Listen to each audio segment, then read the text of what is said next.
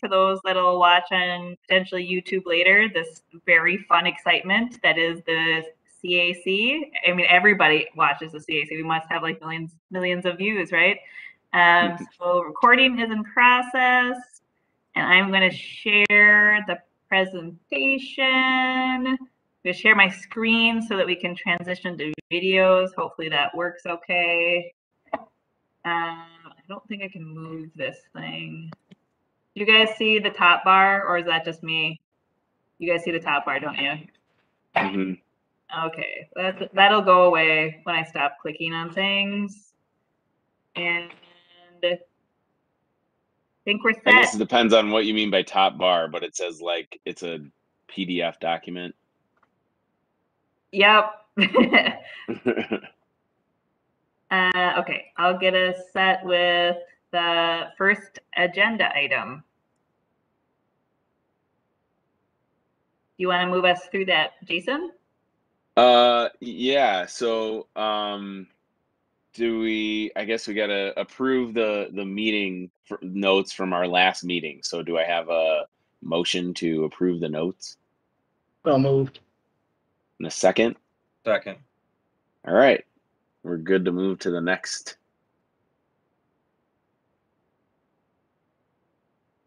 portion. Okay, yep. So kind of on the agenda, we're gonna hear from Nick some Robinsdale updates. We'll transition into kind of what to expect in the Minneapolis area. We'll hear from Sam on just a general project update. And then Cathy Gold will join us and has some exciting news with our anti-displacement contractor. So let's kind of work through that. Obviously, like always, jump in at any point to ask questions and whatnot, and we'll make sure to pause as we get through sections too. So, oh, I'm up first. Ha ha ha. Everybody else. Yeah, that. Okay, so here, before I turn it over to Nick, I'll give us a little bit of what we heard. So just a little bit of background as well. As folks know, in July, we came out with station study areas, and then as well as visualizations of how LRT could fit into the community, and kind of ask folks, through July and August to really give us some feedback if you're headed in the right direction, especially with the station study areas. Obviously, with the visualizations, more work to be done, but that also was heard in the feedback that we received. So I'm going to spend just a couple minutes letting you all know what we've heard as we've processed this month a little bit. So July and August, we had about 45 events. There were 8 open houses, and then a variety of other activities that we did, whether it was pop-up events, Olu Hangout at a Hy-Vee, for example, attending events in the community, a lot of work with our community engagement cohort and kind of co-hosted events with them, and then stakeholder check-ins, so checking in with individuals. So that kind of makes that 45. The thing that's not in that 45 is just the pop-ins to try to connect with people, and kind of some of the door knocking and stuff that the team has worked on. Overall, there were about 2,000 points of contact with people in those meetings, as well as about 220 comments on our interactive map, responding to the station locations, things like that. So what we heard in terms of the station study areas, obviously in Brooklyn Park, those stations have kind of all been set, so kind of more focusing on our southern end to the feedback received. And I would say we got fairly general concurrence on where our station studies areas should be. In a lot of those bubbles, there's a lot of discussion about where you might place a station specifically and why. And then as this map shows a little bit even, I think in the Minneapolis area, we did get some comments about, could you have additional stations? Could you have closer station spacing, and how that might work? That's kind of an overview of what we heard. In terms of the visualizations, for the Brooklyn Park community, we kind of re-brought out things that people had seen maybe in like 2018.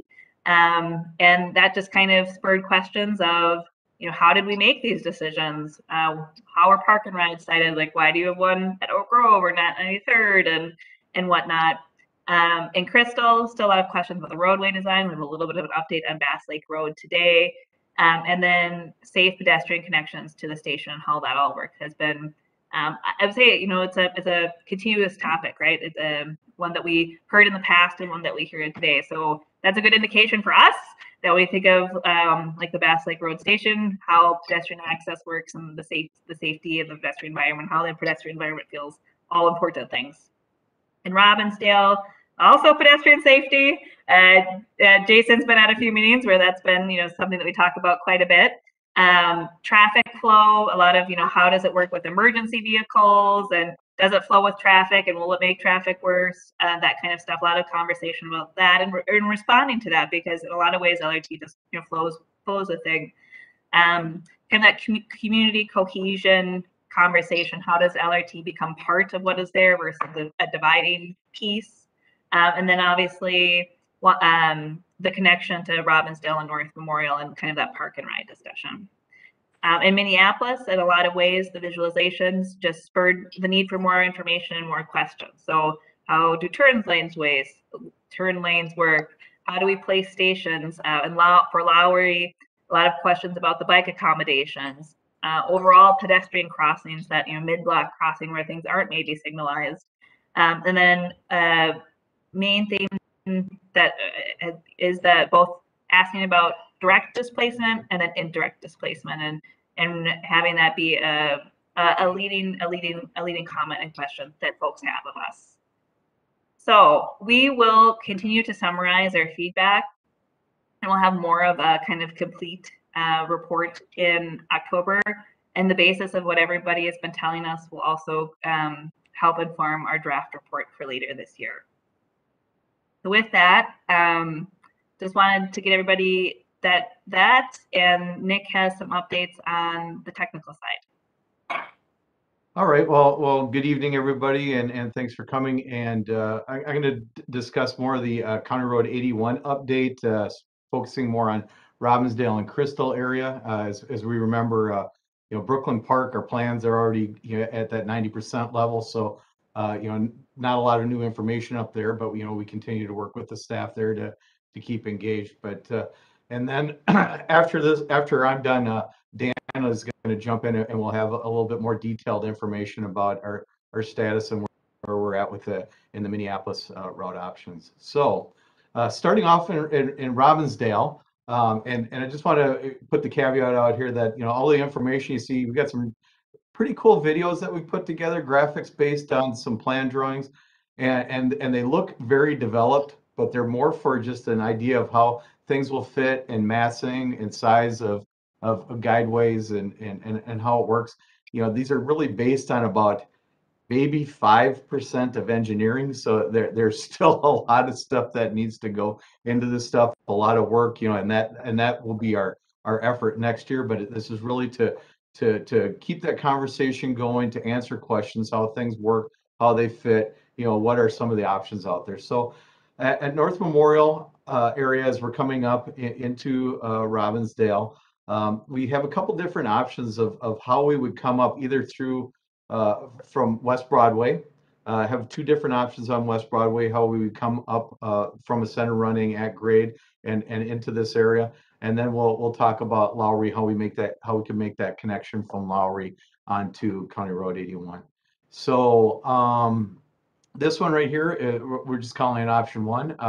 It is an option that takes a look at, as we on the left hand side, that graphic, north is to the top of the graphic, south is as we're coming out of Minneapolis. So you can see the North Memorial campus there on kind of the left hand side of things, just to give some perspective. But this is coming from a center running at grade West Broadway configuration, and then how we work within context of those bridges that are being constructed over Lowry and over the Theodore Wirth Parkway area in there. So this again, we'll have some videos here that we can walk through and just take a look, and you can see from all different angles.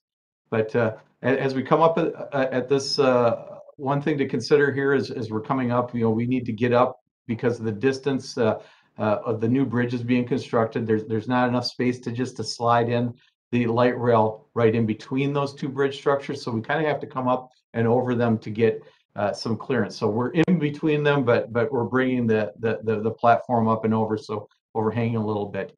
What you see on the right-hand side is that's go back one. Is that how a station would fit with that configuration, that center running.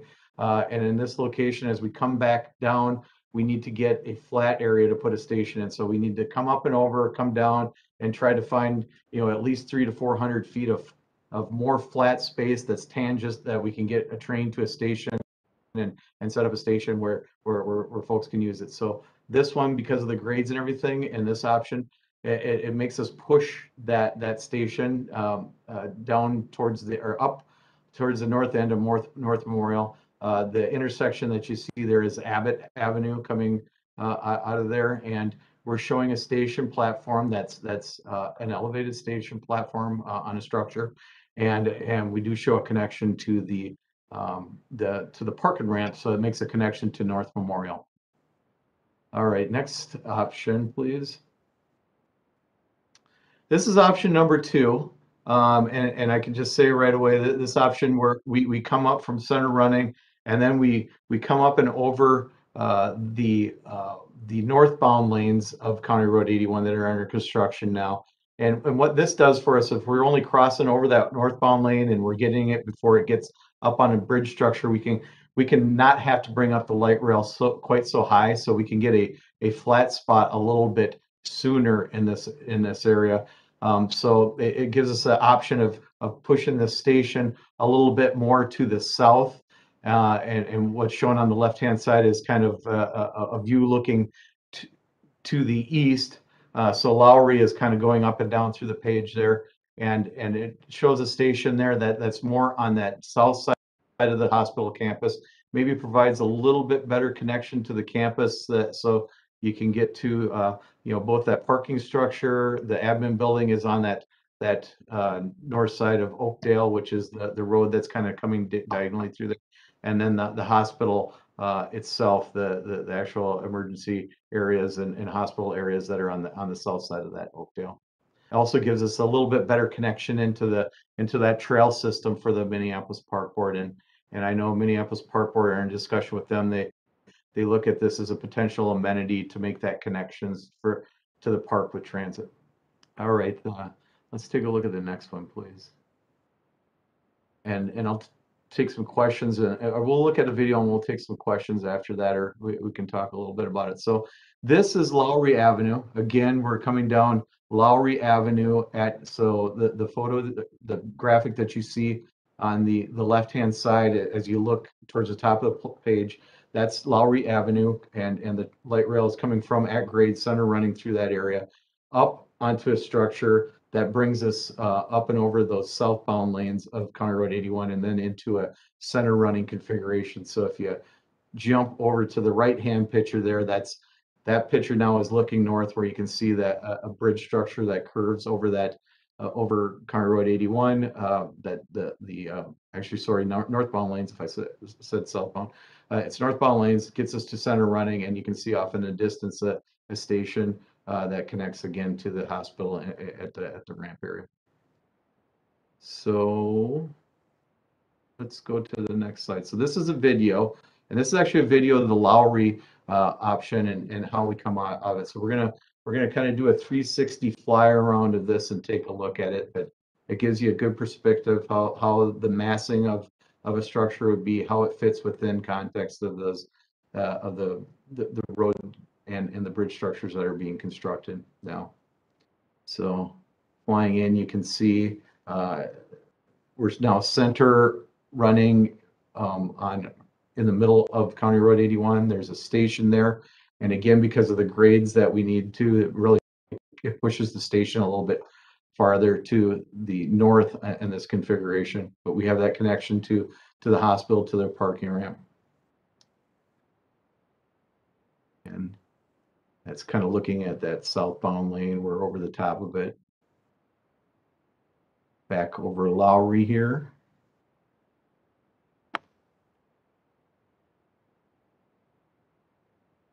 and that gives you a better perspective, more of a ground view of how that bridge is taller than the existing bridges out there.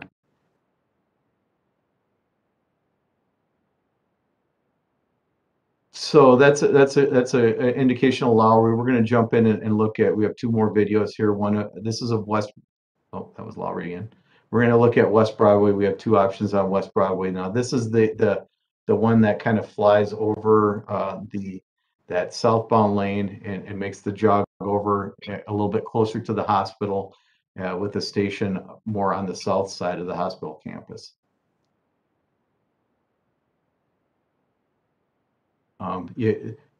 We don't have a good graphic of it here, but this offers an opportunity at Oakdale to drop down with a vertical circulation structure that would have elevators and stairs that would come down to that Oakdale area. So it'd have those connections to both that portion of the hospital over there and to the park and to the neighborhood around it.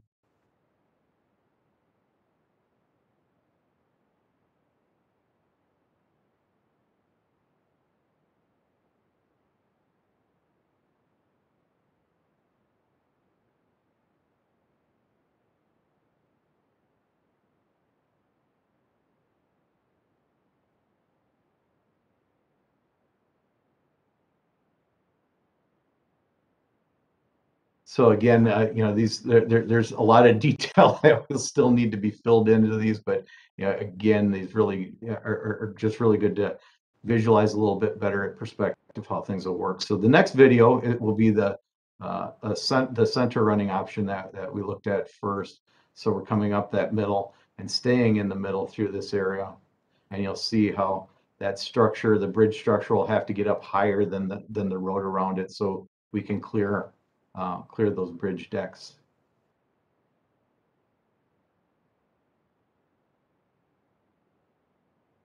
Because we're coming up, we need to come back down. We're chasing grade because County Road 81, as it goes north, starts diving down also. So it takes us a while to get to an area where we can flatten things out to put the station here. So that's why it really, this option pushes the station more towards the north end of the hospital campus and would serve more of that Abbott area for the community to get to.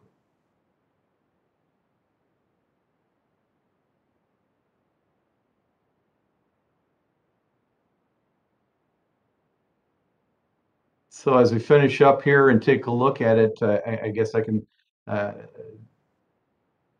if there's any questions or comments or on these videos, or we be happy to answer anything. Hi, Nick. This is Cathy Fraser. Could you clarify, did you say that the second option will serve more people? I think they would all serve the same amount. It just might be, how convenient it is for certain areas. So the option where we're more on the south end of the hospital probably has the better connections to the trails, to the parkboard trails and to that neighborhood to the south. That this is kind of right on that border of Robbinsdale and on the border of Minneapolis in the area. The other option where it pushes the station more towards the north end of the hospital and where Abbott Avenue is, would kind of push away from some of those trail connections. Although we'd make sure that that we have adequate connections to get around to the neighborhood, but it might be just serve different areas and maybe a little bit more of a walk depending on where you live on any of these configurations. Thanks for that. No. Nick, quick question. I know that North Memorial has expressed interest in having the station in the air with a connection to the hospital directly, but I'm wondering, have you done any research into like at grade without that bridge, or are there any examples with that? And the reason I'm asking is that I live right by there, and even though the visualizations do show some homes, I think there's way more homes that are really close to where that bridge, either of those bridges, come down, where as the road stands today, those houses are lower than the road, but I think like I don't know. It just seems like, some of the houses will be above the road, but they'll be at grade with the bridge and the light rail. Anyway, I guess the question is around designs at grade. Yeah, and we've taken a look at what some at-grade options will be, and they're very impactful also. You know, we're kind of weaving through the bridges being constructed. You know, they're at a point and they're in construction that, you know, we didn't have a chance to get a hold of that. So, you know, we're reacting around that design. But, you know, with all the roadways, the Oakdale, the Theodore Worth Parkway, the Lowry coming through there, and the bridge structures, it really becomes kind of a spaghetti area to work through. So we looked at what some of those options are, but they start really impacting either that frontage road that's on the east side of the hospital structure. That's a major road for deliveries and access to those parking structures, and how their deliveries and maintenance and everything come in. So that was really one of the points. And, you know, if we try to stay more at grade and try to, you know, shift things around, it starts having more impacts, pushing everything out a little bit more on the ground. So there ends up being quite a few more impacts, maybe to all the roadway in there, the frontage road that's on the hospital, potentially the frontage road that would be on the east side also. So.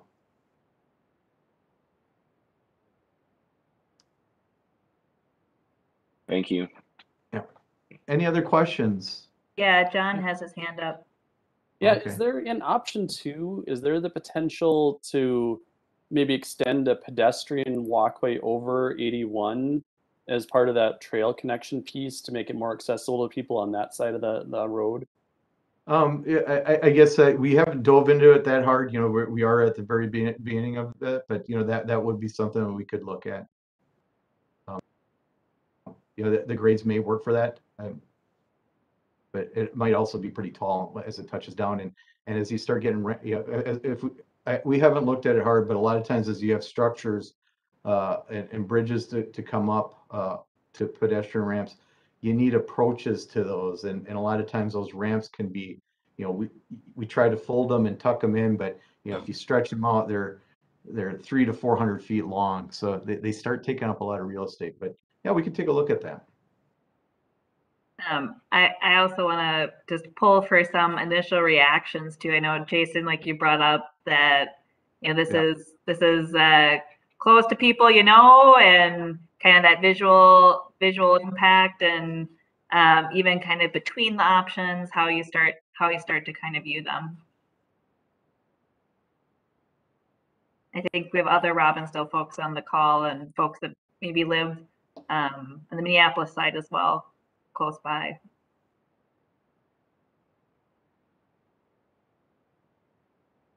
Go ahead, Brad. Yep, I'll jump in. And actually, this is just from the news reports of how they're talking about Robbinsdale now, not, you know, some of the members of the community now feeling that good about what's been the development of the conversation right now.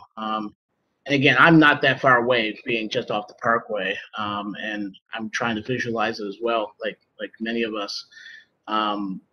What's been the conversation like with those members of the community, and it is, well, what are some of the alternatives that we could have if we get a little more pushback?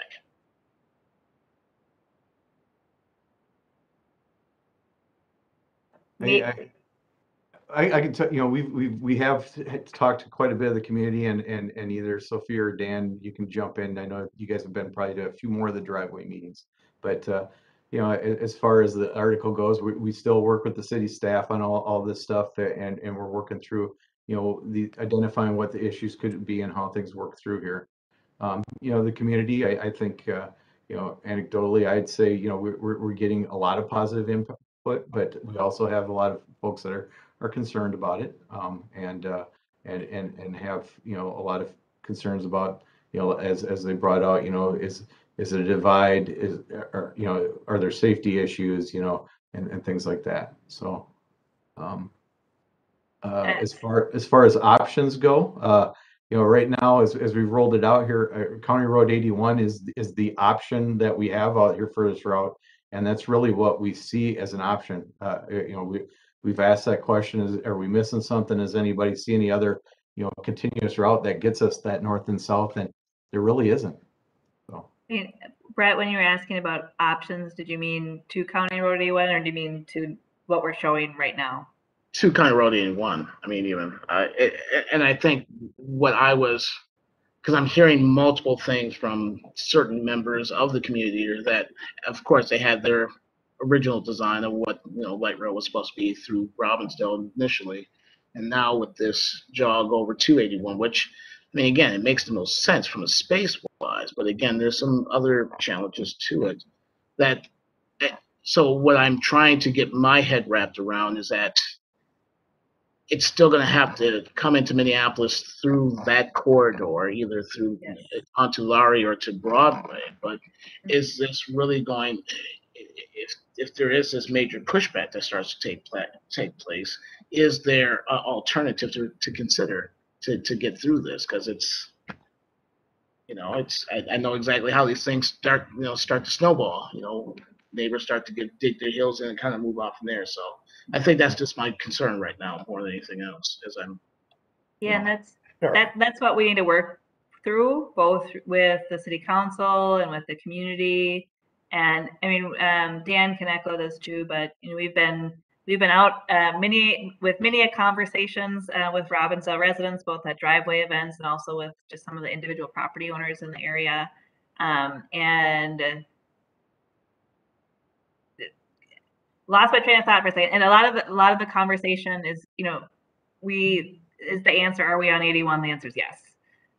It really is the option. And you could kind of read in the article this weekend, there's a big question Robinsdale has been, especially with a few of the council members, has been about the rail corridor.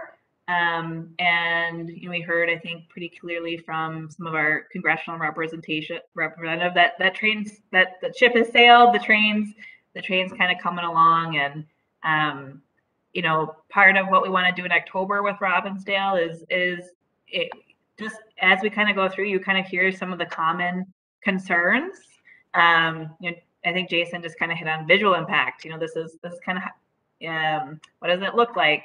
Kind of that community cohesion and safety, and so kind of tackling those things and walking through, and it's an ongoing process. These conversations are never easy; they take time, and just kind of going through it. Dan, anything to add on that? Well, I think the key piece is that just in general, for the CAC, I mean, just in general, Robbinsdale, the city of Robbinsdale council, staff, and community has been, interested in being served by light rail and a major transit investment going back a long way. And they've been very good partners with Hennepin County Met Council and all of their neighbors in bringing this project forward. They were strongly supportive of an alignment that went on Burlington Northern Railroad, and council members still are. And I get that, and that's absolutely true. We are convinced that a deal with Burlington Northern isn't going to happen. And not only do we think that, but the county and Met Council made a significant decision last year to not only say that, but also to say, so we want to look at a different project. And that's what we're doing now. It's not even at this point about being unable to make a deal with the railroad. It's about the fact that we've moved to a different project, a project that serves North Minneapolis, a project that comes up from Target Field on a different route, but a project that still meets the principles of connecting Target Field Station to North Brooklyn Park, including serving Robinsdale. So we have and did early on, or in the later part of 2020 and in early 2021, look at a number of ways to do that without using railroad right away. And when you look at the lakes and that are in Robinsdale, the condition of West Broadway, Noble, other streets, coming up 55 to Highway 100 and coming into Robinsdale that way, but completely bypassing North Minneapolis. What we've centered on is, in order for light rail and a light rail corridor to work, the 81 corridor is the one that makes sense and that it can be done on.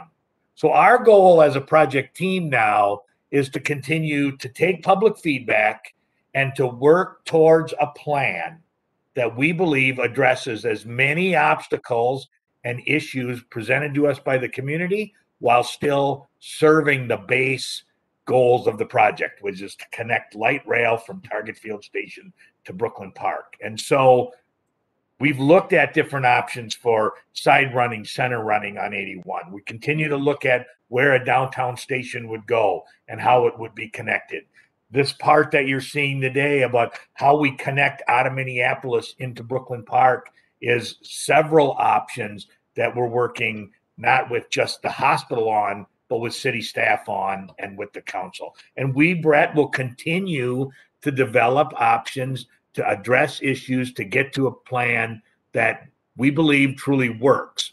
Ultimately, policymakers will have to decide, are we pulling this project forward? But to that end, we've tried to get and hear as many voices as we can. We've had the opportunity to visit in one Jason Greenberg's driveway with a public meeting. We've been able to visit in Councilmember Tyler Klein's driveway. We've been in the mayor's driveway. We've been at numerous parks in and around the city with driveway meetings. We've been in residential properties. We've been, with our larger meetings, we're trying to hear as many voices and get as many ideas about how best to provide a connection through Robbinsdale. We're never going to make everyone love it, but the goal is not to make everyone love it. The goal is to provide a project that is, that provides the opportunities and investments in the city to bring the benefits as well as the impacts. Brett, I'll say just really quickly, anecdotally, because I've talked to a lot of community members and just get a lot of feedback. And to Dan's point, I mean, it's like, you're not going to make everyone happy. There are definitely people that are super excited about this, that are really not happy about it. But the general consensus on concern is not so much like an outcry of no, not at all. It's more of, we want our questions answered. And I think the project is at too early of a point to give definitive answers on pedestrian changes, on traffic flows, on, I mean, even to the, like, a lot of questions around like where the station's going to be, and we don't even have that, specific, we don't have specific answers yet. And so I think there are a lot of concerns from residents in Robinsdale about how is this going to impact our community? What is this going to look like? What are these changes going to mean? And I think maybe some of that no from the article that you read is around like, we don't, there aren't a lot of great answers yet. And so I think that gives people in Robinsdale hesitation. I mean, everyone pretty much brings up the rail corridor relative to 81. And I think in a perfect world, it'd be in the rail corridor, but that's not what we're operating in. So I don't know if that's helpful, but I think I pay attention to a lot of the forums. I've been to a lot of these meetings. I don't feel there's like an overwhelming no. I think it's more of like, these are our real concerns and we want these answered, and those answers aren't there just yet. So take, for example, what you just saw here. Have we done all three options, Nick? Yes, we have. So take, for example, what we saw here. We had visited with the neighborhoods. We had visited with the hospital. We had visited with the county engineering staff about what's going on with the construction of the West Broadway bridges.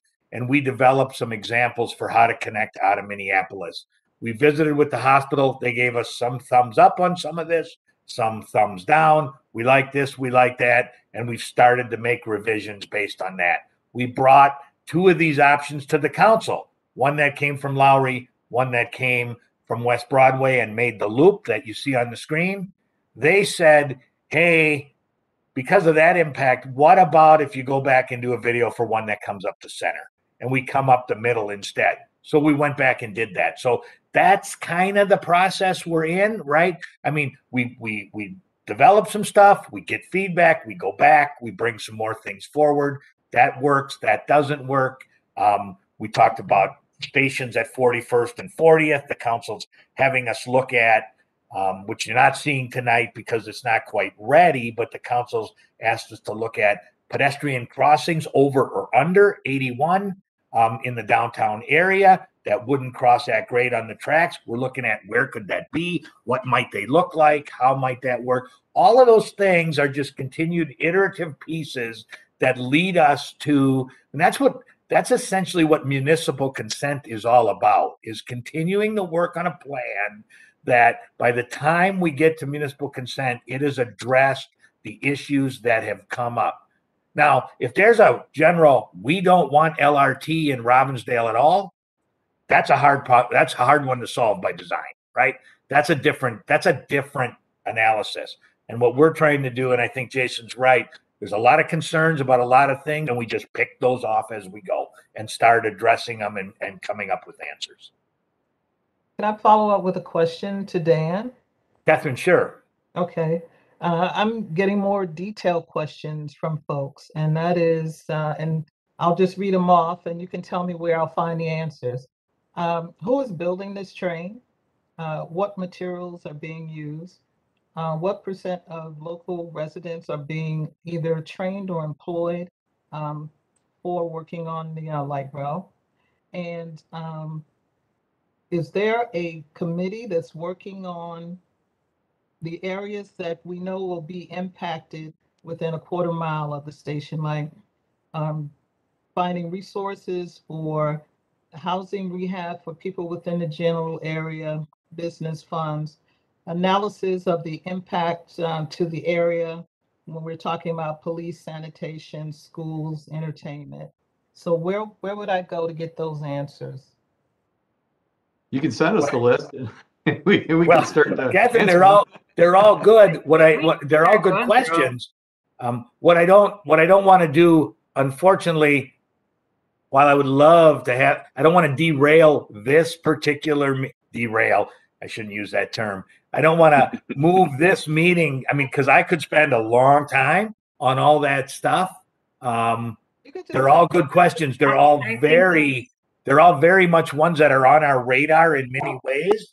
And so, to go through a couple of them, Dan, I think the Met Council is building this project. Is there a place where I can go and get the answers? I mean, of course, you've thought about this. Is there a committee that's working on it that can give this answers to the committee? That's us, Catherine. So what? That's us. Come to us, and we're happy to answer. Right, but I mean, the community is not coming to you. We are, the people on this call. So obviously, these are concerns about people who are going to be close to the train wherever it's going to be. So Catherine, if I could just maybe add, I think a lot of what you just asked, some of that is definitely like on our website, but that is not the best way. We'd rather just maybe interact with folks and sit down and kind of share that, because then we also get some feedback. So we're happy to take that list. I'm sure you probably have more questions, and we can get to those answers. But it's the reason why we have definitely these opportunities, and why Sophia and the team are out and being able to ask them. But it'll just be easier for us to get you those answers more directly that way. And but if you feel like there are some really important pieces that you would like to see more present in some of our either materials or something like that, we can also have that conversation.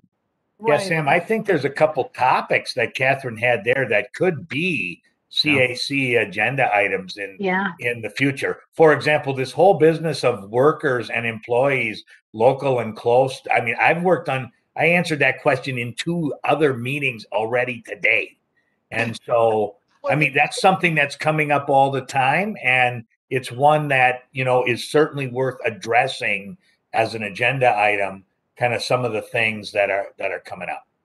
And one of the reasons I personally asked is that I look on your website to see what RFPs are out there, and you're looking for people to do a lot of the groundwork, exactly groundwork, when we're talking about breaks and things like that. So I'm thinking, well, what minority companies are being hired to do this when you are having RFPs out there? What is the criteria? Are our people first on the list? Are they even on the list? So that will that's what was driving me personally. And then to hear from other community members as well, how let's show them some of the benefits that will come to them other than just the light rail. I mean, we're in a situation now with the American Rescue Plan that there's plenty of money out there. So let's use it. And if North Memorial wants a route to the train, let them pay for it.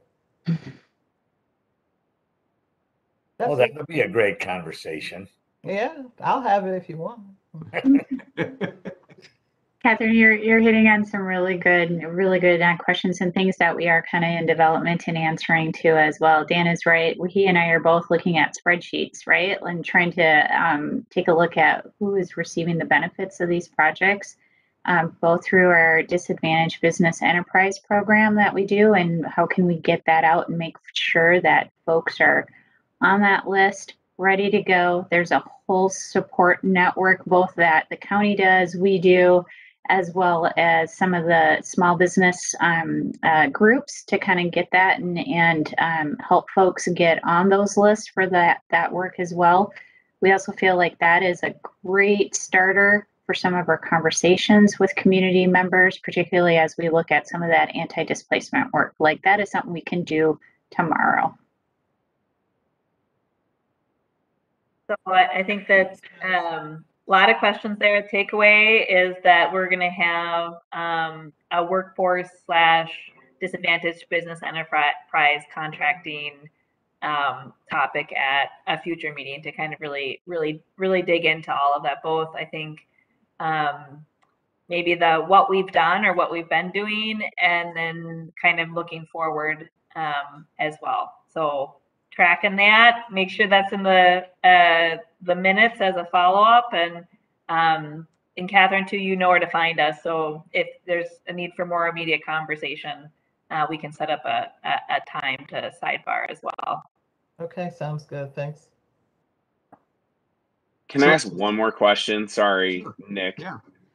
Just as far as, because I know a lot of Robbinsdale residents have brought up the idea of like having light rail elevated, and I know from like a space standpoint, it didn't seem like an optimal way to go. Like we didn't save a lot of space or anything like that. But just given that it's elevated at North Memorial and you're working to get it down to grade, is there any benefit to just like, hey, people asked for it to be up in the air and elevated, and we already are elevated for North Memorial. Let's just keep it elevated through Robbinsdale.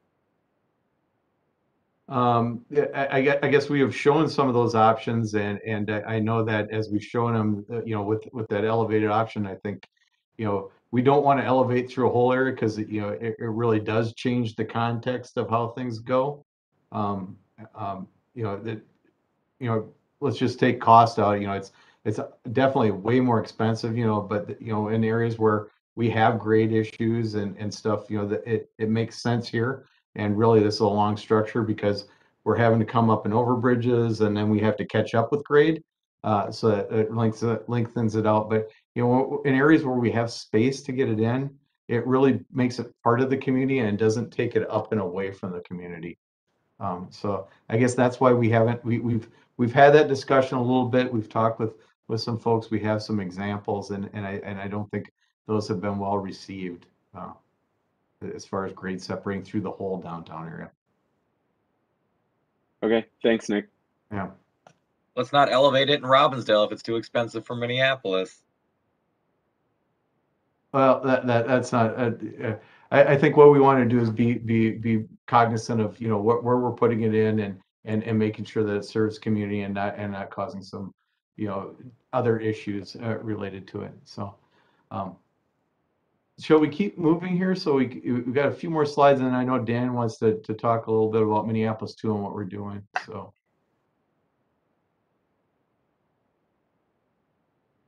So moving up the road here, getting into Crystal, we've got some things going on here. And I think we've mentioned before in some of our presentations that, we're taking a look at, as we get north of Highway 100 on County Road 81, continuing north when we start veering off up at about 73rd north of 694, that, it's 6 lanes of traffic now. If we start coming in with the center running LRT, that LRT would take up, 2 of those lanes, a lane in each direction or however you want to allocate it. And then we would be able to maintain 2 lanes of traffic each direction outside of that, outside with the light rail at grade center running. We've looked at capacity, of that highway section, being able to get the vehicles through and making sure that we can maintain the capacity of the roadway by, going from 6 lanes down to 4 lanes of vehicle traffic.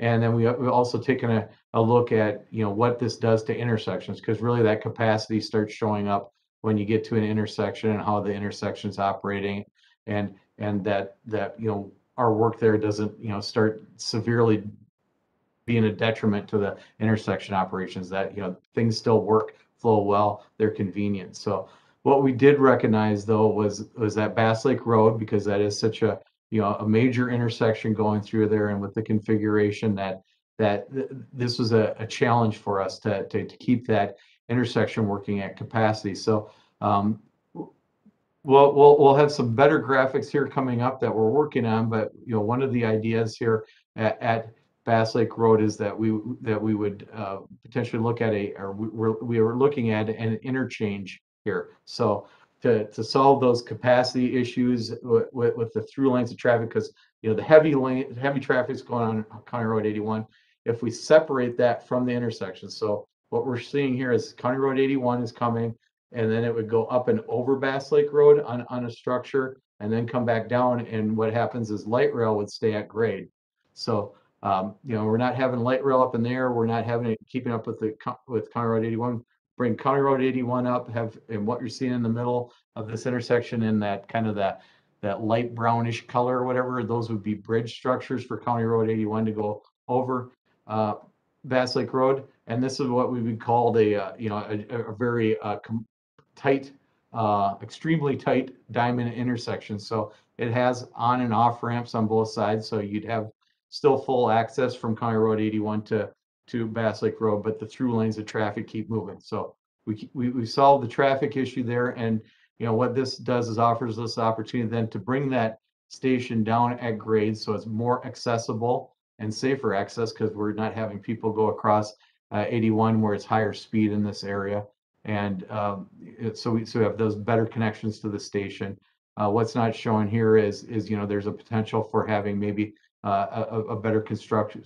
So station, I'll continue here. The station is what's shown here there in yellow, and on the south side of the intersection. So north is on the very left-hand side of this picture. So the station in there, there's good, convenient access to that station at grade. So if you're coming down Bass Lake Road from either direction to get to it, you'd still have to cross, an on or off ramp here. But that's more limited traffic, but that you could get to the station platform entrance at grade in that area and get right to the station.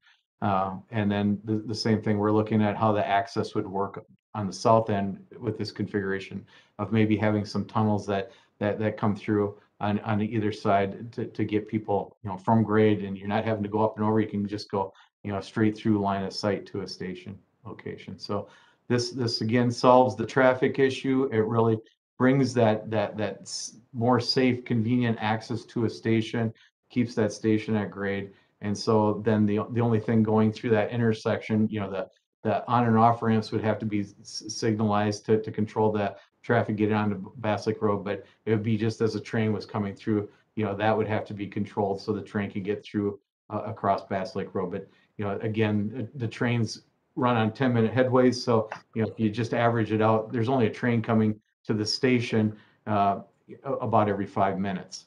So that's really not that often. And when it goes through that intersection, it's pretty quick. It's through the intersection in seconds. So this is one thing that one of the issues that came up was the capacity and intersection operation. And this is an idea, that a concept that we have to solve that. I think we can go. Any questions on this? Question, Yeah. Nick, a generic one. Okay. What constitutes a station? What's happening there? How big Okay. is it and what's going on there? Okay, you want to go back to it? Our stations are pretty standard, Catherine. A train consist is 300 feet long, so the station platform needs to be big enough to handle that a full 3-car consist train. So that's kind of the yellow we're showing there. This is a center platform station, so the tracks are on either side of it. So the different directions would be on either side of the station, but that station's roughly I'm trying to remember, it's about 17 feet wide. Across it has the canopies, shelters in it. It has signage and kiosks that tell messaging kiosks. It has cameras for security on it and has announcements on it. And then on either end of that station, there'll be ramps. That station platform is about 14 inches high, so it's level boarding with the train. So if the tracks are at grade, we need to ramp people up that 14 inches to get them on the station. So what the gray you're seeing on the end is the ramp up to the station, the walkway. Okay, the reason I was asking, I was wondering if I could shop there. Shop there? Yeah, on Bass Lake Road? No, I mean at the stations. Will stations have the capability for commercial activity?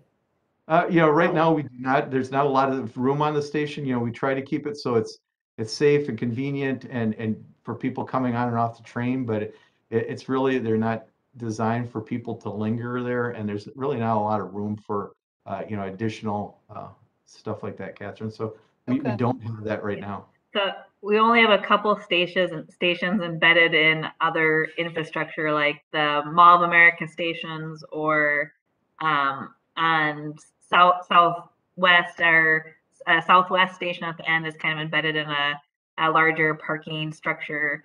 But a lot of the commercial, you leave the transit area to do your kind of commercial work. It's kind of connected versus being integral to the station itself. You might be thinking of like New York, where you would have like a kiosk as across from the platform while you go down into the metro area. And like we might be adjacent, but it's not all in the same place. Right, or some vending machines or something like that. So that's what I was curious about. Okay. Catherine, I always think of the Orange Line station in Chicago that has a Dunkin' Donuts in it. That I like that one.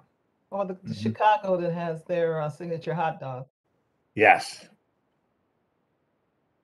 Okay. Any other questions on this interchange concept here? So, Nick, I know you explained it, and just one more time, because I thought I had it right, and now I feel like I'm confused. But the light rail is going to go at grade through the intersection, and Bass Lake is going to be grade separated, or the other way around?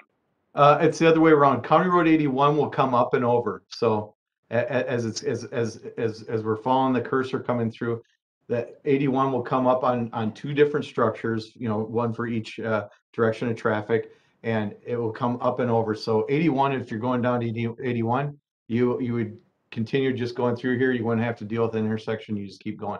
The station will continue and stay at grade. So the bridge structure for 81 structures will come up on either side.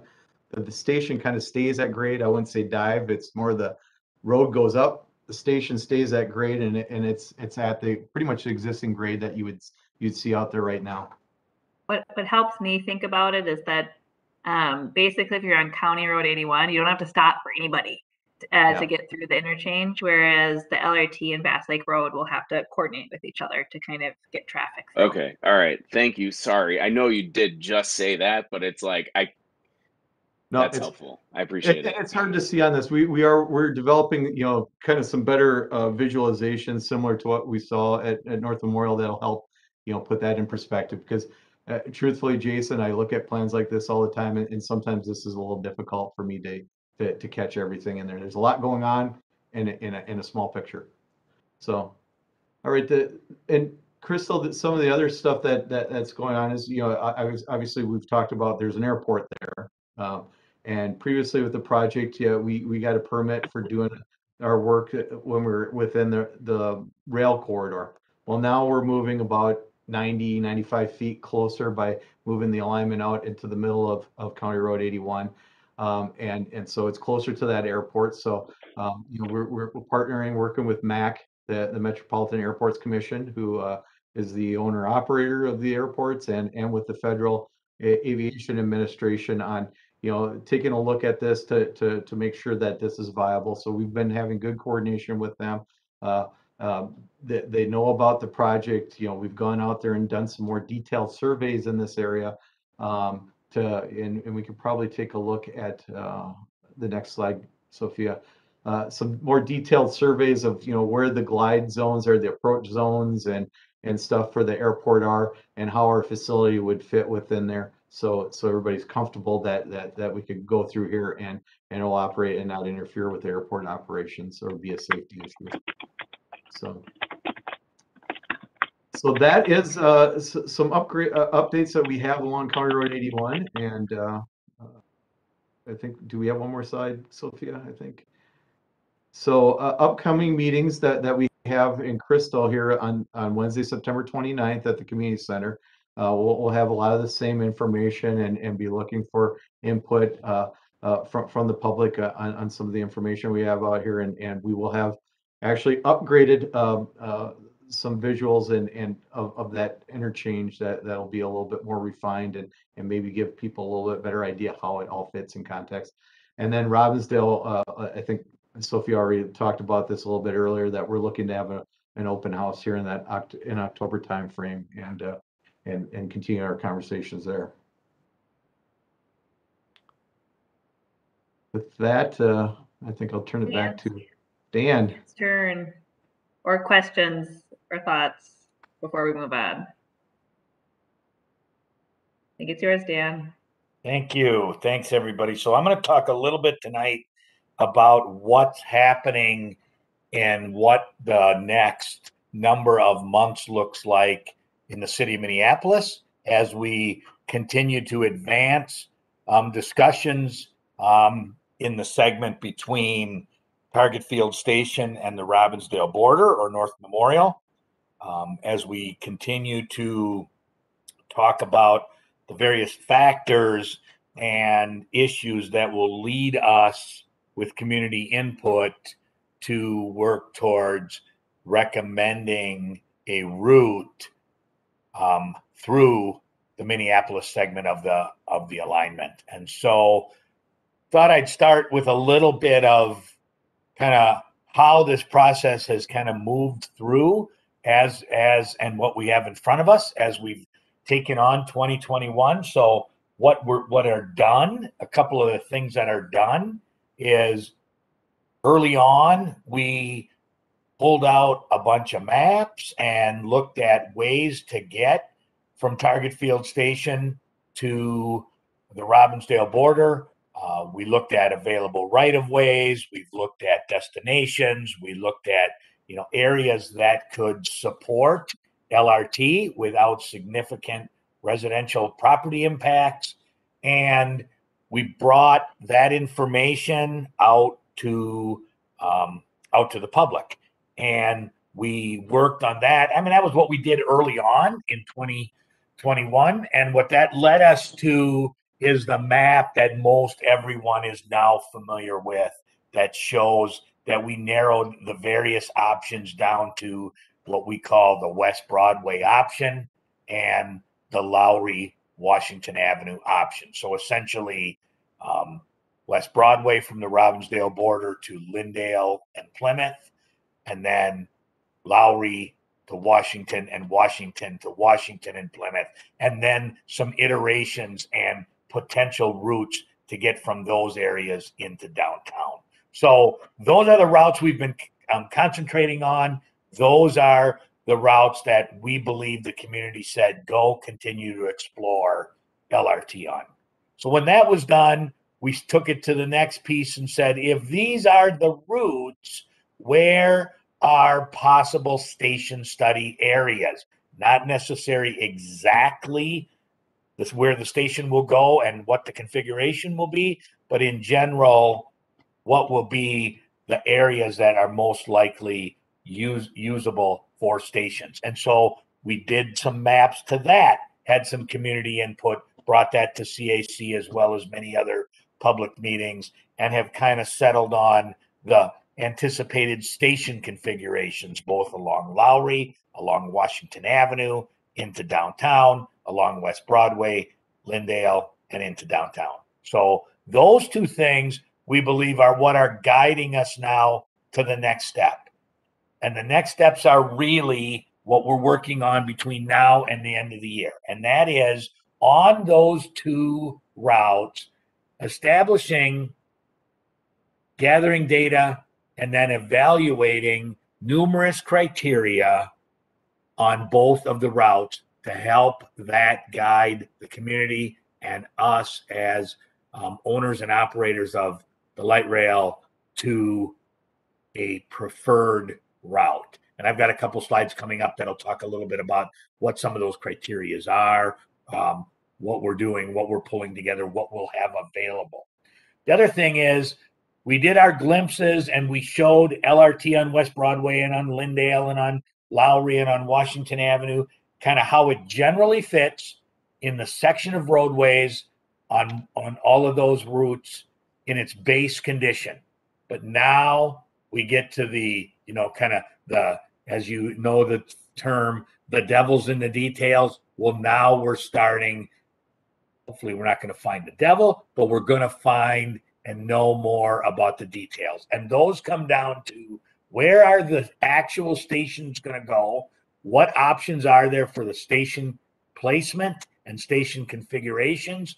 And what impact will those decisions have on adjacent right-of-way impacts and right-of-way needs? And where are there intersections with turn lanes that will then also widen at those intersection areas and cause property impacts?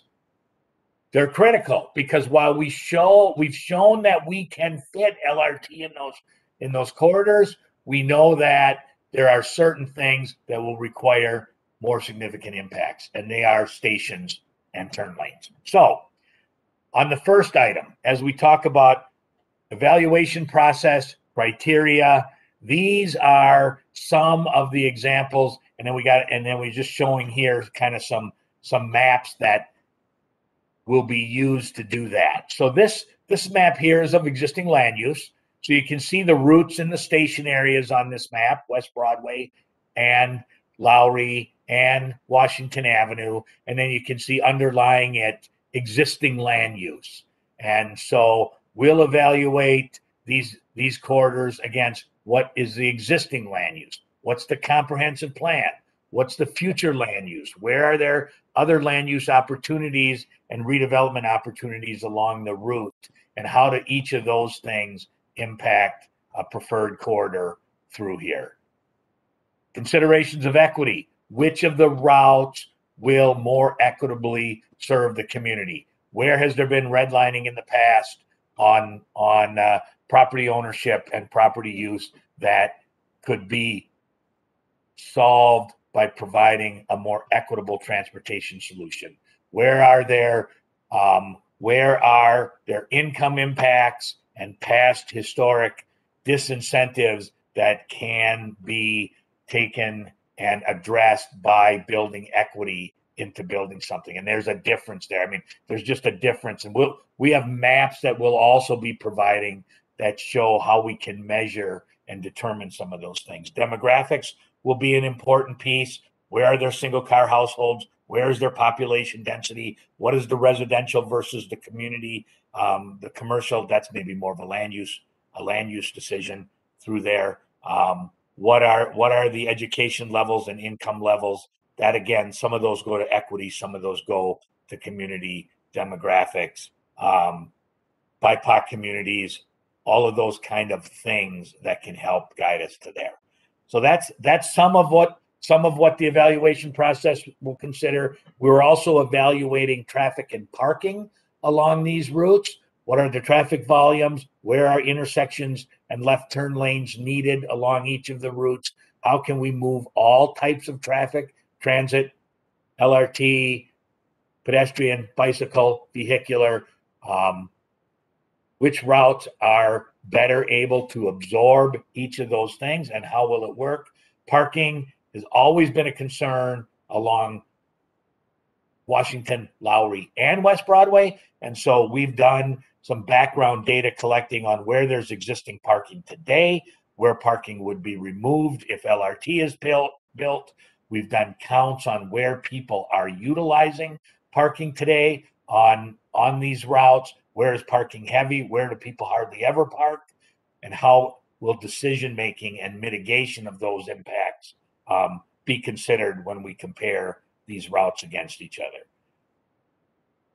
We've talked a lot about, sorry, Sophia, I just want to talk about right-of-way. Right-of-way is a really big piece here because there will be minor impacts where we might need some temporary easements or a couple of feet of property near a parking lot. Those are minor impacts. Where will we need to, along each of these routes, buy or acquire lots or businesses or buildings, vacant or open, and how do we develop options? And that'll be a little bit about the engineering piece.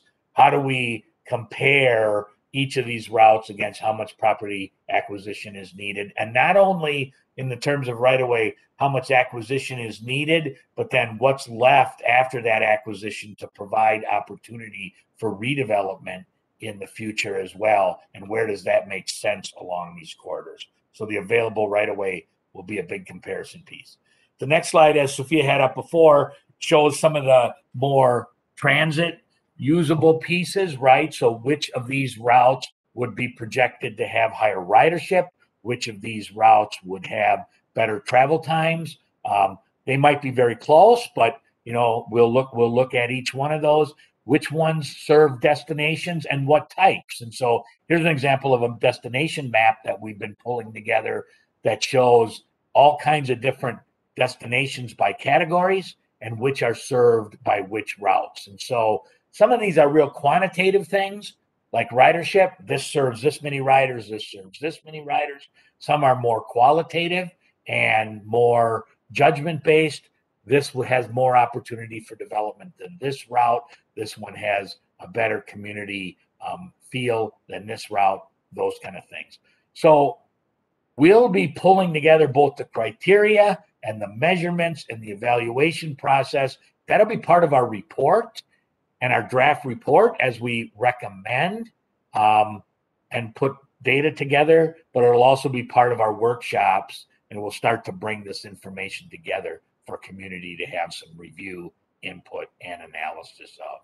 So that's kind of the evaluation side.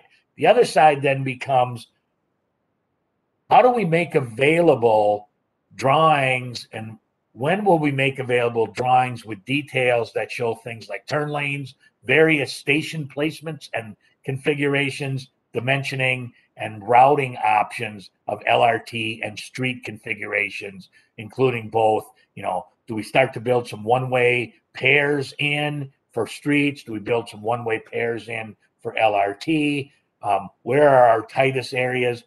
All towards kind of what's the best way to address both the needs of the LRT project as well as the impacts to adjacent properties and property along here and right-of-way acquisition. We're working on those detailed drawings right now, and we hope to bring those forward as we have numerous community design workshops in Minneapolis to look and engage on what people think works best, what doesn't work, opportunities, challenges for those various options, look at both data and then the benefits and impacts of these two routes, all with the goal of not saying, yep, that's what we want to build right there, with the goal of looking at how West Broadway versus Lowry and Washington compare against each other. And do we get to ask questions? Yes, now is a good time for questions. I see we already have a hand up, and Adam already has his hand up. I don't know where the hand up is, so I apologize for that portion of it. This is real quick. Where do we plan to start construction? Are we coming from Brooklyn Park down, or are we going from Target Center up? Or is there Absolutely, Catherine, absolutely unknown. I mean, way too early to really, I mean, those questions will be answered with, for example, let me give you two different scenarios. On Central Corridor, we used one construction contract to build everything in St. Paul and one construction contract to build everything in Minneapolis. Two different contracts. On Southwest, we're building the entire line on at least the civil construction, the civil engineering construction, with one contract. We got a lot of work to do after we know where, when, and how. My guess is, Catherine, because these are such long linear projects, there'll be work going on concurrently in most of the areas of the corridor at one time. But that's as much as we know right now. Right. I just want to make sure if we start in Brooklyn Park that there's money left when you get to Oh, Minneapolis. no. We cannot go forward. We cannot go forward with a project unless we have a budget that we know can accomplish the project. And then lastly, because I have to unfortunately leave in a minute or two, from a cultural standpoint, are we taking into account COVID and some of the facts that there might be a need for more train cleaning, more, all of those factors? Is that in your budget? So since that is really an operational budget piece, Catherine, that would not be part of this budget, which is a capital budget to build the project. But I can tell you that since I work on the operations side for Hennepin County with Metro Transit as well, additional costs for cleaning and COVID-related expenses are being built into those budgets right now. Yes. Thank you, Dan. Adam? Thanks, Dan. So my question was, if these are the two most probable routes, the Lowry and the Broadway, has there been any consideration, or you ever thought about buying a storefront, leasing a storefront on both when you guys come up with concept drawings, and having like an honest to God manned booth where people can come look at several concept drawings, styles, types, vote, have say, not just based on internet, not just based on town halls that people have to make time for or even know they exist. Something pedestrians can honest to God walk by, see, and interact with. That's a great question. Yes, we have thought about that. I'm not sure we've thought about two locations, but we've thought about one location somewhere in North Minneapolis to do that. And in fact, one of the things that Sam has suggested that would be part of our workshops is we would have workshops, right, which would have a time and a place but also potentially having what Sam uses this term, so I'm going to use this as well, what she calls office hours, which is simply just time where we have people there, we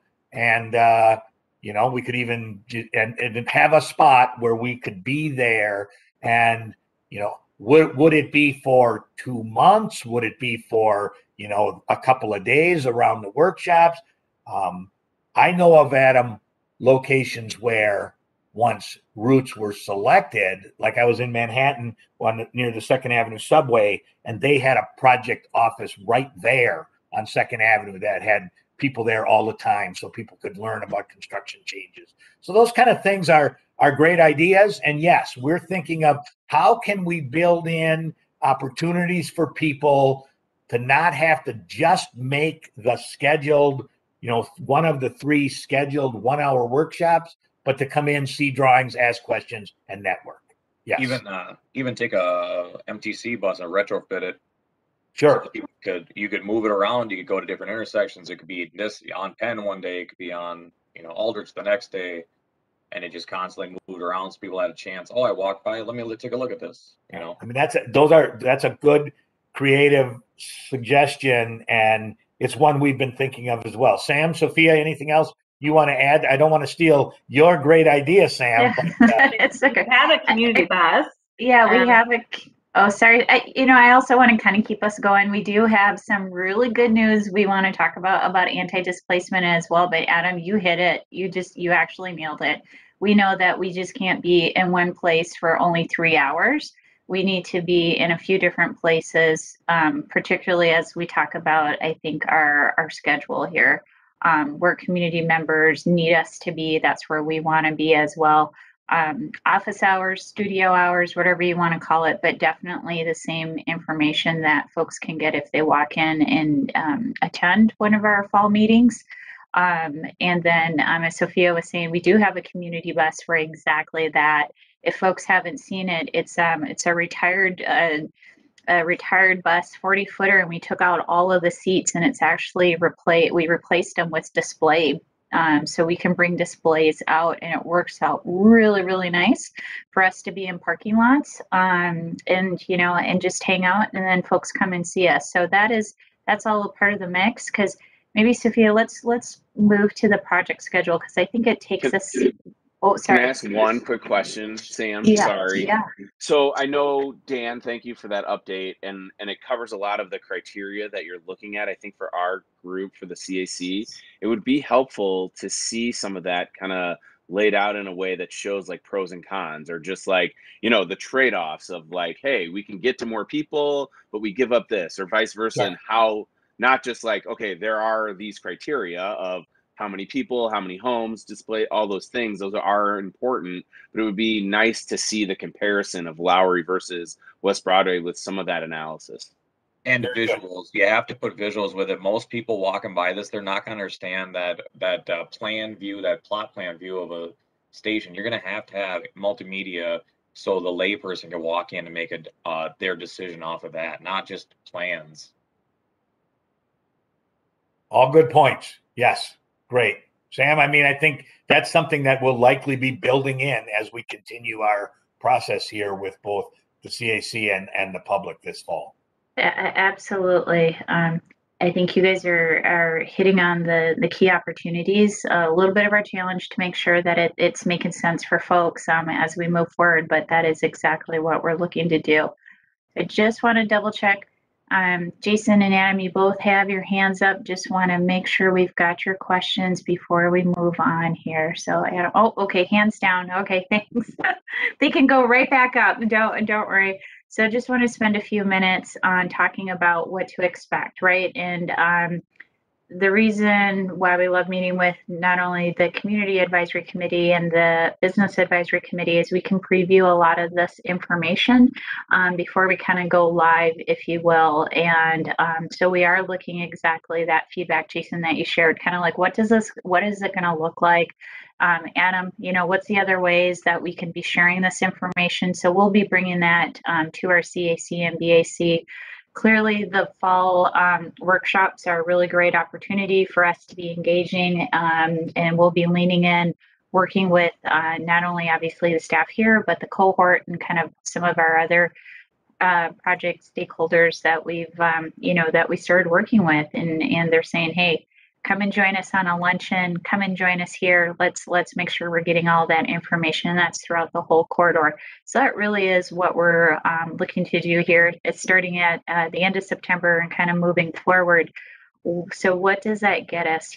Last year, this project took an incredible turn to move to an alignment that it really meets the needs of our community members and their destinations, their travels, and really also really supporting development and realizing the visions that a lot of our community businesses and residents have worked very hard on.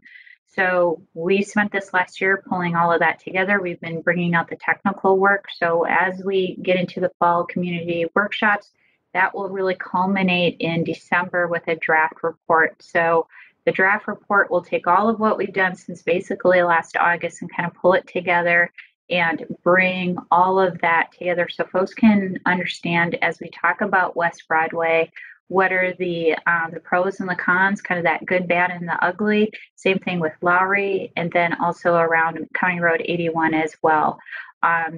It is intended to have a 45-day comment period. We know by releasing in December, clearly we have holidays, we have other pieces in there. So, ultimately it'll be a little bit longer than that because we do want to account for that time that folks are, not spending a time reviewing a report and doing different things with their lives. So what happens is that after that 45-day comment period, we're going to take all of that feedback that we receive, make sure we're getting it right, making sure we didn't forget anything. answering any of the questions folks are coming up, being able to kind of give ourselves to say, can we come out now with a final report that builds on that December work through the comment period, and then also provides a recommendation about a route and also the station study areas that we can advance into engineering and environmental review. So it's kind of the beginning of the process now that we can focus in on the route and those station areas that we still feel like make the most sense. That really is meeting the community's needs and desires, and that could go into the sort of next phase of engineering and environmental review, and that finer piece to it. That too would have a 30-day comment period. We'd bring that back in and then kind of release that sort of final report after that as well. So really, if Sophia, if we can maybe move to the next slide, and I'll definitely stop because I know folks are going to have questions on this as well. So what is in that report? It's the reason why the blue line extension is needed, kind of what does it serve, what does it do for us, not only as community members, as businesses, but as a region. It really builds from the work that we started in early on this spring and releasing those initial routes, and kind of the evaluation piece goes in there. Talks about the process that we went through, and ensuring and hoping that everyone feels that it was transparent, that when we knew things and we were able to talk about it, that folks had the opportunity to engage, to improve, and bring their best ideas to it. And then also the evaluation piece, which I think, Jason, you kind of talked a little bit about then. How do we take, how do we look at a West Broadway? How do we take a Lowry route and kind of compare that with those project principles that we worked on early on in the criteria that makes sense for folks, both qualitative and quantitative on that as well. And then, of course, incorporates the feedback from the community in terms of what we've been hearing. So that's really what it is. It's kind of like 2 bites of an apple, the draft report in December, and then kind of that final report, each with a formal comment period as well. So I'm just going to stop right there and see if there's any questions before we move on.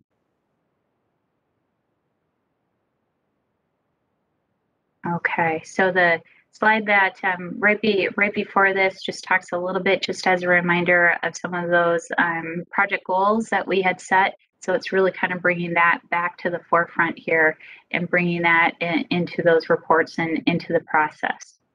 Let me know if you guys have any more questions. Happy to talk about this, but I'm really happy to turn this back over to Dan to talk about a pretty good milestone we've got going on. Oh, Dan, you're on mute. Let's fix that. Okay. So as everybody on this call certainly knows from the Corridor Advisory, from the Community Advisory Committee, as we took on this work early in 2021, we started from day one hearing, we're interested in LRT. We're interested in LRT in North Minneapolis. We're interested in LRT continuing in Robinsdale, Crystal, and Brooklyn Park. But we are concerned about potential impacts that'll cause displacement of businesses, displacement of residents, displacement of residential properties, land use values that go up, raise rents, and potentially have impacts on existing businesses and residential property owners. And so what are we going to do about that, guys? I mean, we're happy to talk about turn lanes and stations and bridges and ridership numbers and trains, but we're also equally as concerned about displacement. So we made a commitment as a project team that Met Council and Hennepin County together would work towards forming and putting in place an anti-displacement working group. And so we put together a mission for what we thought that might look like, and we realized that we aren't experts in leading anti-displacement working groups. And so we issued an RFP and went out and looked to bring on an entity, a person, someone and somebody to help facilitate that work for us. And we issued an RFP, went through a review, and we are recommending for a contract to lead the anti-displacement working group effort, the Center for Urban and Regional Affairs from the University of Minnesota. And of course, many of you know this group as CURA, who has worked in many different scenarios in and around all of the communities, both Robbinsdale, Crystal, Brooklyn Park, and Minneapolis on various things in the past. CURA submitted a proposal and a team that we believe is best suited to help guide this work, both from a analysis and impact and past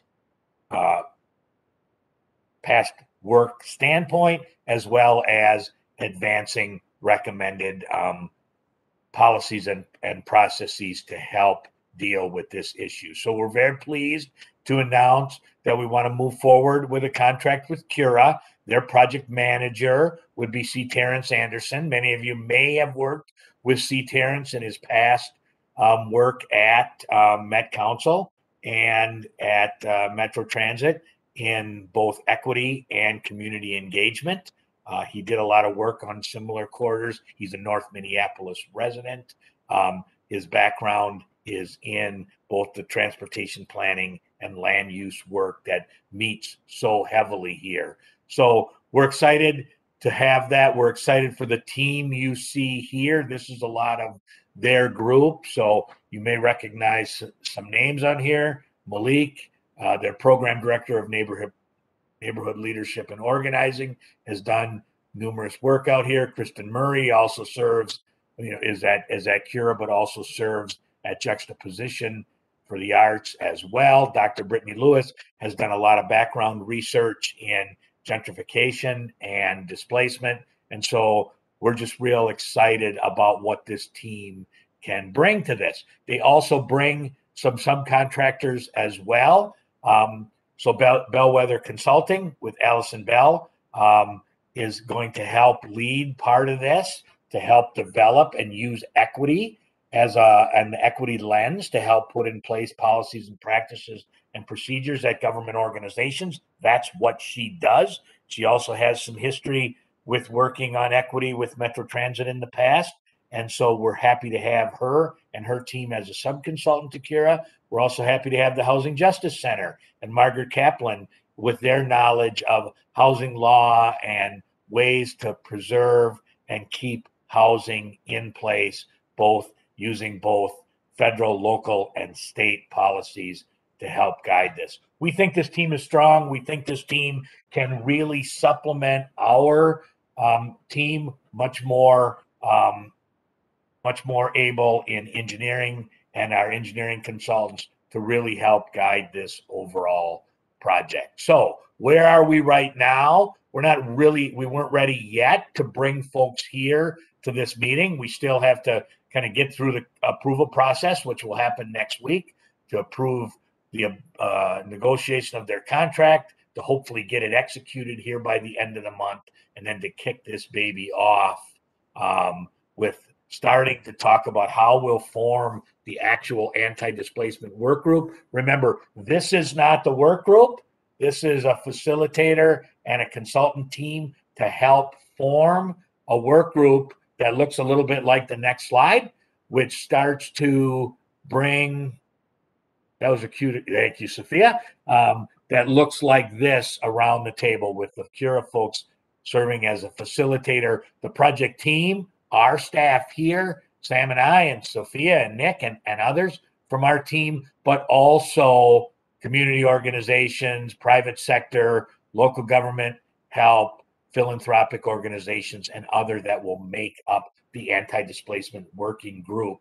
And I imagine that there will be times when we will bring both CURA staff and staff from the working group in to visit with our advisory committees and to make recommendations to both the CAC and the BAC, and then ultimately the CMC about various things that might be done, as well as recommended policies and procedures starting right now, not waiting until the project is done, but starting right now to start us on the path of making sure we're implementing a project that starts dealing with these kind of issues right as we move in to design work and move forward. So very excited. This has been a long time coming. It's taken us some time, as many things do in the public sector, to come up, to go from an idea to having a contract in place. And this is moving fairly quickly in our world, but we're happy to have it be here as we still have a deal of work to do until we get through our final report. Sam, anything you want to add? Or I'm certainly happy to answer any questions or comments or thoughts that people have on this. No, thanks, Dan, for covering it. I would just add that we're so excited for this work, because I think this begins to answer some of the questions, some of the things that we heard from even Catherine tonight, and really looking forward to this work getting ready, getting kicked off, and moving with us as well. Any questions about the anti-displacement group? We hope to have them here with us next month to have more discussion and get things moving a little bit. But it's quiet. Okay, then I'll just tee off that our next meeting is our normal October date, where we would hope to have them. And then suggesting our November date slips back a week. The November 2nd, which is the BAC meeting, is the Minneapolis election. So we don't want to be hosting a meeting the same day that there is an election, and then you guys just happen to be the day afterwards. So we like to same week you, as we call it. And so thinking that we just want to push back the November meeting. Obviously, that's a couple months away. And then we'll also, as we move through the fall and have a release date of our December report that Sam kind of went through in the schedule, we'll want to make sure the committee meeting lines up with that date as well. So just kind of schedule FYI, next month is our normal cadence. November, we might be the second Wednesday. And then maybe something similar for December as well, as we look at how the schedule lines up. Cool. Chairs, committee, any last things? Otherwise, I think we can call for to adjourn.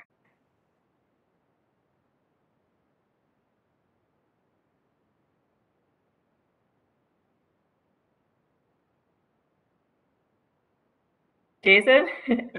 I think we're looking good. I mean, I guess the one thing is that I'm gonna meet with the CMC. So if there's anything specific that the group wants me to share to the CMC or feedback on, I'm happy to relay those messages. Otherwise, I think this was a great update, and thanks everyone for attending and all your attention. Hey, question, Sophia. When are we looking at in-person meetings? Never, forever? It's a good question. Basically, our the kind of direction from our council is a little bit like through October to try to stay virtual. Obviously, we're having some in-person open houses. I just don't think you can do community engagement in some ways without being just there. So that doesn't. We kind of official direction on advisory committees and whatnot. I think it would be really great in November, in particular, assuming that COVID's not doing something crazy that we have to consider with some of the Minneapolis workshops. There's just going to be a lot of information in terms of options and stuff, and it might be worth considering being in person for that. And that's all just kind of assuming that the governor doesn't give us direction to the agency. Like right now, the direction is any advisory committees to attempt to be virtual through October. So, I think last time we posed that question to the group overall was still kind of in the summer a little bit, and the feedback that we got was people wanted to meet in person, but some folks were still a little bit on edge about it and whatnot. So happy to look into it as we move through the year a little bit. But as you see, I guess the other way to answer it is, you see from a lot of our Nick and I were in person somewhere today, and we've been doing a lot more of that. So the more we can build that in, it feels more stilted online, than it does in person in a lot of ways, and you don't really get to it's harder to have discussion online.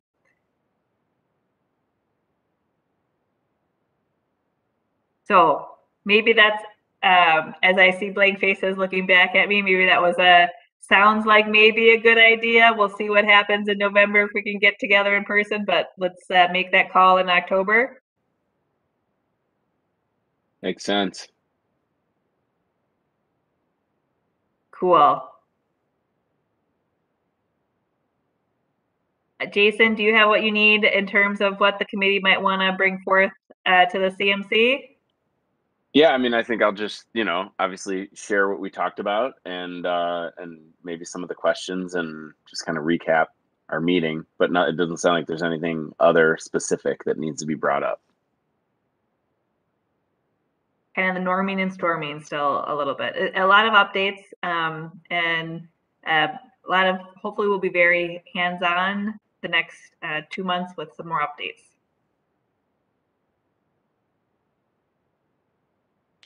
Cool. Great. Thanks, everyone. Thank you.